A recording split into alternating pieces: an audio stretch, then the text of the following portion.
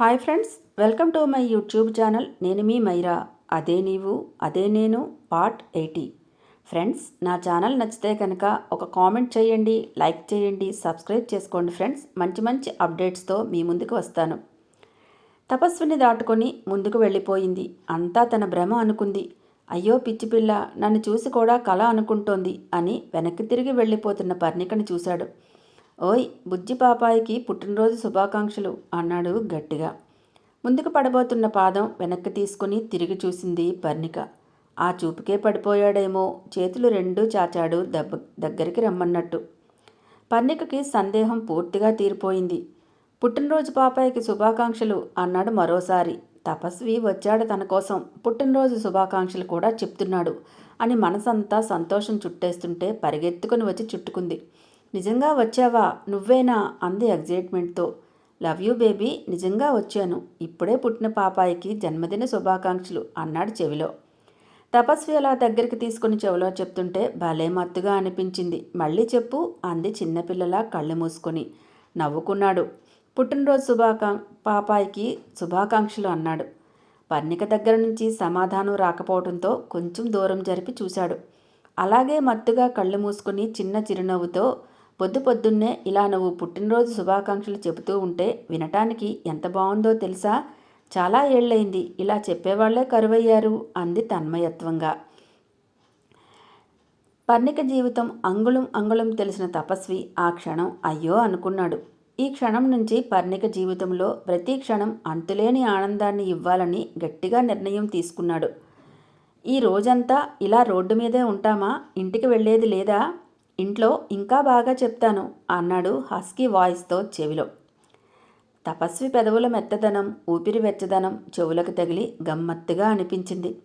తపస్విని ఎవ్వరూ గుర్తుపట్టకూడదు కదా అని, అమ్మో ఇలా ఓపెన్లోకి వచ్చేస్తే ఎంత ప్రాబ్లమో తెలుసా?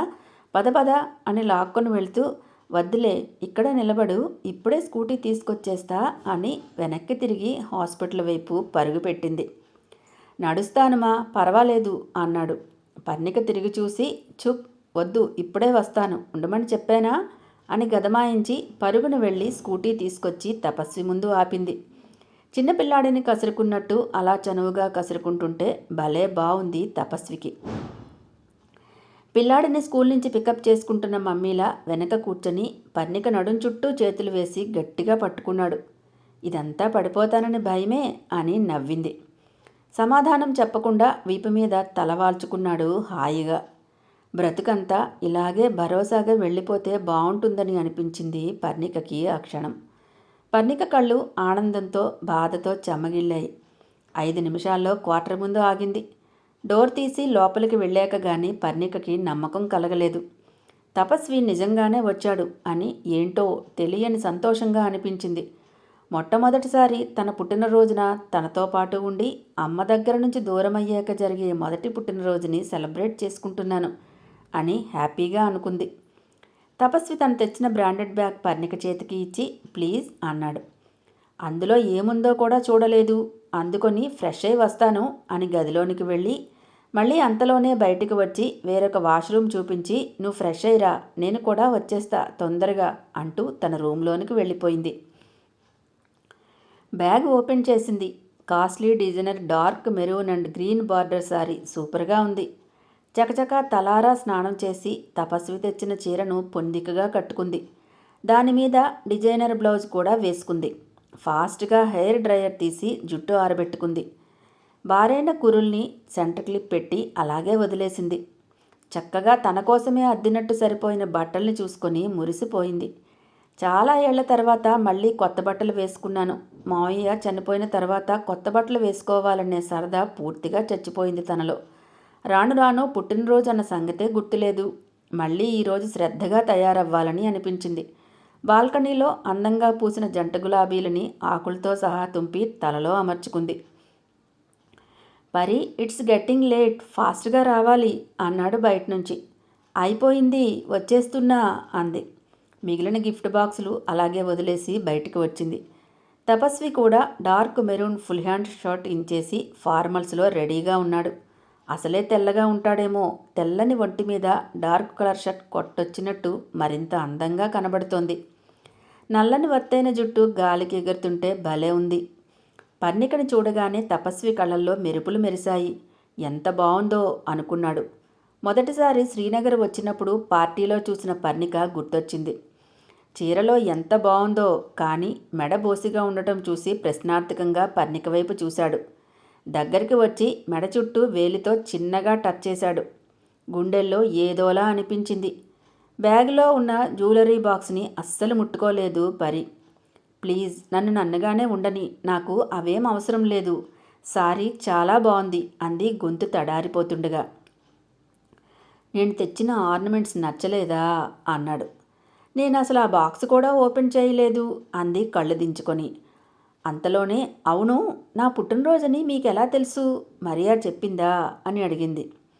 నిజం చెప్పాలంటే నీ పుట్టినరోజని నాకు తెలియదు పరి. మరియా చెప్పేలోపే నేను నీ దగ్గరికి బయలుదేరాను అని లోపలికి వెళ్ళి జ్యువెలరీ బాక్స్ని తీసుకొని బయటికి వచ్చాడు. మారు మాట్లాడకుండా ఏం చేస్తాడా అని చూస్తోంది. బాక్సెస్ ఓపెన్ చేసి ముత్యాలతో చేసిన ఆర్నమెంట్స్ ఒక్కొక్కటిగా పర్ణికకి అలంకరించడం కోసం ముందుకి అడుగు వేశాడు. ఇష్టం లేనట్టు పర్ణిక ఒక అడుగు వెనక్కి వెళ్ళిపోయింది. కానీ తపస్వి చూపుల్లో వాడికి వేడికి తలవంచక తప్పలేదు. నాలుగు ముత్యాల గాజులు 2 చేతులకి తొడిగాడు. వేలికి చిన్నగా ముద్దుగా ఉన్న అందమైన ఉంగరాన్ని ఆమె కళ్ళల్లోకి చూస్తూ పెట్టాడు. తెల్లని ముత్యాలతో మధ్యలో పెద్ద గ్రీన్ స్టోన్తో ఉన్న చోకర్ని మెడలో తానే వేశాడు. హుక్ పెట్టించుకోవడానికి తల వంచినప్పుడు తపస్వి గుండె చప్పుడు నుదురుని తాకి దూరం జరగాలనిపించక అలాగే తలని పక్కకి తిప్పి చెవి ఆనించింది. లయబద్ధంగా వినబడుతున్న గుండె చప్పుడు చాలా ధైర్యాన్ని ఇచ్చింది. గుండెల్లో తలదాచుకున్న పర్ణికని దూరంగా జరపాలని అనిపించలేదు తపస్వికి. ఈరోజు కూడా ఇంట్లో ఎందుకురా, కాస్త అలా బయటికి వెళ్ళొద్దామా అన్నాడు. 2 చేతులతో అపురూపంగా పరి మొహాన్ని చేతుల్లోకి తీసుకొని చూశాడు. తలెత్తి చూసిన పర్ణిక కళ్ళల్లో చెప్పలేని భావం ఏదో పట్టుకోలేకపోయాడు తపస్వి. నెలవంకలాంటి నడుముకి 2 వరుసలలో ఉన్న కమరపట్టి వేసి దూరంగా ఉండలేక హుక్ నొక్కే వంకతో పంటికి పని చెప్పాడు. వత్తైన మీసాలు తగులుతుంటే ఒళ్ళంతా జివ్వుమంది పర్ణికకి. ప్రియురాలి ఒంట్లో తుళ్ళింత ప్రియుడికి చేరనే చేరిందేమో తలెత్తి చూశాడు పైకి. భారమైన అందాలు తప్ప పాపం మొహం కనిపించనేలేదు. అక్కడి నుంచి లేచి నిలబడి చేయి తీసుకుని వెళ్ళి అద్దం ముందు నిలబెట్టాడు. పర్ణిక భుజాల మీద చేతులు వేసి వెనకే నిలబడి అద్దం వైపు వేలిపెట్టి చూపించాడు. నా ఏంజెల్ చూడు ఎంత బాగుందో అన్నాడు. ఆ మధ్య ఎప్పుడో టీవీలో బ్రాండెడ్ షర్టింగ్స్ శారీస్కి మోడల్ కపుల్స్ని చూసినట్టుగా అనిపించింది పరికి. చాలా నచ్చేసింది పర్ణికకి ఆ సీన్. పర్ణికకి మాటలే కరువయ్యాయి. ఇద్దరు ఒకరిని మించి ఒకరు నువ్వా నేనా అన్నట్టు మెరిసిపోతున్నారు.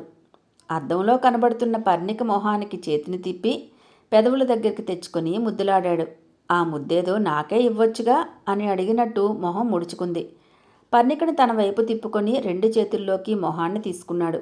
ముద్దు కోసం నేను సిద్ధం అన్నట్టు కళ్ళు మూసుకుంది పరవశంగా. మూసుకున్నా పెద్దవే సుమా అన్నట్టున్న విశాలమైన కళ్ళని తదేకంగా చూశాడు. పరి అని మెత్తగా పిలిచాడు. నా పేరు ఇంత మధురంగా ఉంటుందా అని అనిపించి కళ్ళు తెరిచింది. నువ్వు నన్నొకటి అడిగావు గుర్తుందా అన్నాడు. ఏంటన్నట్టు కాటుకు నిండిన పెద్ద కళ్ళతో ప్రశ్నార్థకంగా చూసింది. చాటింగ్ విషయంలో నన్ను మోసం చేయాలని ఎలా అనిపించింది అని అడిగావు కదూ. ఇప్పుడు అవన్నీ ఎందుకు అని తపస్వి చేతుల మీద తన అరచేతుల్ని ఉంచింది. ఆమెకు ఈ మధురమైన సందర్భాన్ని మాటలతో పాడు చేయాలని అనిపించలేదు. క్లారిఫికేషన్ ఇస్తే గానీ ముందుకు వెళ్ళలేని Angel, everything is fair in love and war అని ఇంకేదో చెప్పబోయాడు. చప్పున అరచేత్తో తపస్వి పెదవుల్ని మూసి భుజం మీద తలవాల్చుకుంది. నువ్వు తప్పు చేయవు తపస్వి. ఏ విషయంలోనూ ఎక్స్ప్లెనేషన్ ఇవ్వాల్సిన అవసరం అస్సలు లేదు. అమ్మ దగ్గరకు నన్ను తీసుకువెళ్ళినప్పుడే ఆ విషయం నాకు అర్థమైంది. నీ దగ్గర ఉంటే ఏ టెన్షన్స్ ఉండవు. అసలు నువ్వు పక్కన ఉంటే చాలు, కావలసినంత ధైర్యం వస్తుంది అంటూ చుట్టూ చేతులు వేసి మరపగా కళ్ళు మూసుకుంది. ఒక్క నిమిషం ఆమె దగ్గరతనాన్ని అనుభూతిస్తూ, నా సంగతి సరే, నువ్వెందుకు అంత ధైర్యం చేశావు అభి విషయంలో అని అడిగాడు. పర్ణిక గలగలా నవ్వేసి దూరం జరగబోయింది. పర్ణికని దూరం పోనీయకుండా తన దగ్గరగానే ఉంచుకున్నాడు. ఆ నవ్వు చూసి ఎందుకు నవ్వుతున్నావు అన్నాడు. నువ్వు చెప్పిన సమాధానమే నీకు చెప్తున్నా మళ్ళీ. నువ్వే చెప్పావుగా, ప్రేమలోనూ యుద్ధంలోనూ ఏదైనా సమ్మతమే అని. అలాగే నేను కూడా అనుకున్నాను అంది తలెత్తి తపస్వి కళ్ళల్లోకి చూసి. తపస్వి పెదవులు గర్వంతో విచ్చుకున్నాయి. పరి వాడితో చాలా ప్రమాదం, అంత సాహసం చేయకుండా ఉండాల్సిందిరా అన్నాడు అనునయంగా ఆమె కళ్ళల్లోకి చూస్తూ. ఆమెతో మాట్లాడుతూనే ఆమె ఎర్రని పెదవుల్ని చూసి ఆగలేనట్టు మెల్లగా పెదవుల్ని వేళ్లతో రాశాడు. ఏదో కావాలనిపించే వేడి పుట్టింది ఇద్దరిలో. సున్నితంగా పెదవులతో టచ్ చేసి వదిలేశాడు పర్ణిక ఏమంటుందో అని. పర్ణిక వద్దనలేదు, దూరం జరగనూ లేదు. అందమైన అనుభవాన్ని బయటికి పోనీయకూడదన్నట్టు కళ్ళు మూసుకొని పెదవుల్ని మరికాస్త విశాలంగా తెరిచి ఆహ్వానించింది మరో ముద్దు కోసం. ఈసారి వెనక్కి తగ్గలేదు, మరిక ఆలోచించలేదు తపస్వి. రెట్టించిన ఉత్సాహంతో తేనెలూరే పెదవుల్ని మధురంగా అందుకున్నాడు. ముందు సున్నితంగా, మరికొంచెం గట్టిగా, ఆ తర్వాత మధువులు కావాలన్నట్టు పూర్తిగా తన ఆధీనంలోనికి తీసుకున్నాడు. సిద్ధంగానే ఉన్న పర్ణిక తెలియకుండానే తపస్వి నడుం చుట్టూ ఒక చేయి, మరొక చేయి అనుకోకుండానే తపస్వి ఒత్తైన జుట్టులోనికి వెళ్ళిపోయింది. కాసేపటి తర్వాత ఆమె నుంచి వచ్చే మధురమైన కలకూజితాన్ని విన్నాక మరింత పట్టు పెంచాడు. తపస్సు నడుం చుట్టూ ఉన్న చేయి పర్ణిక చేయి పూర్తిగా తనకు దగ్గరగా లాక్కుందో, తనే తపస్సు దగ్గరికి వెళ్ళిందో తెలియలేదు. పర్ణిక వంటి మెత్తదనం పూర్తిగా తపస్విని అదుముకుంది. కాసేపటి తర్వాత పర్ణిక ఊపిరిలో వేగం మందగించడంతో దూరం జరిగాడు. హాయ్ ఫ్రెండ్స్, తప్పకుండా నా ఛానల్ని సబ్స్క్రైబ్ చేసుకోండి. నెక్స్ట్ అప్డేట్ కోసం వెయిట్ చేస్తూ ఉండండి.